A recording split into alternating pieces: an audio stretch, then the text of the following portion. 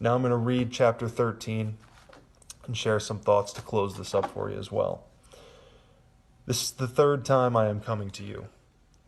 Every charge must be established by the evidence of 2 or 3 witnesses.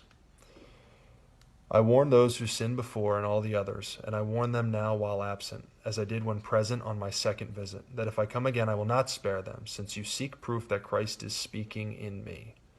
He is not weak in dealing with you, but is powerful among you. That's a nod back to what I just read.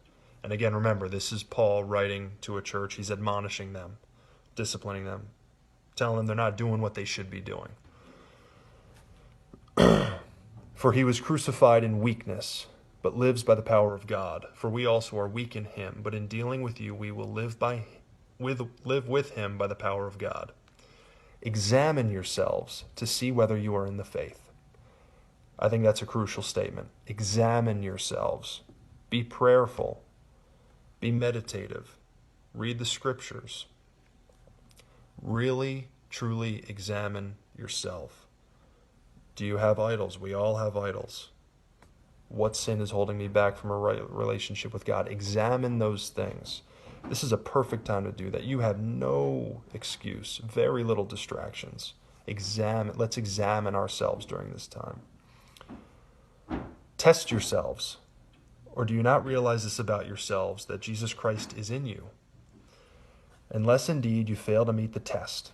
I hope you will find out that we have not failed the test, but we pray to God that you may not do wrong, not that we may appear to have met the test, but that you may do what is right, though we may seem to have failed, for we cannot do anything against the truth, but only for the truth.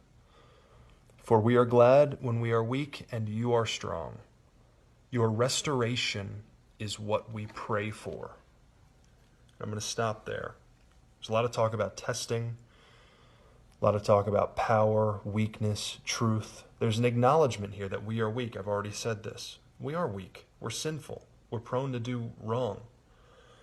That's what God came to save us from. We deserve death. We deserve hell. Christ died on the cross to lift us out of that, to make us righteous, to sanctify us before God. And he talks here about testing, okay? I firmly believe we are being tested right now. The evil one has a lot of power. Satan has a lot of power over this world. The Bible teaches us that. I believe this is a test, okay? And I know every individual person is being tested in a different way. Some of our parents have been laid off. Some of us have been laid off. There are myriad of things going on in our lives that we don't have control over, that may seem scary, that may be troubling, that may make us sad. And we don't know when we're going to come out of this, but we will. And we know that God is sovereign, that he is in control. And this is a testing period. And then he says here, your restoration is what we pray for. Again, he's talking to a church specifically, but the principle here we can apply. Restoration is what we pray for. And I want to stop and finish with that. I want to encourage us to be praying for restoration. For our communities, for our states, for our nation, for the world, specifically for the church. Right? We're shut down, we're quarantined, we're in lockdown. It's been this regressive progression of things getting taken away, limited, shut down.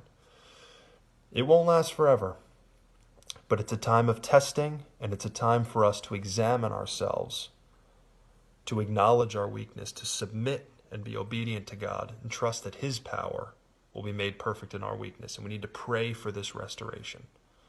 That's what we're praying for. I want to encourage you guys with that. Have another great week.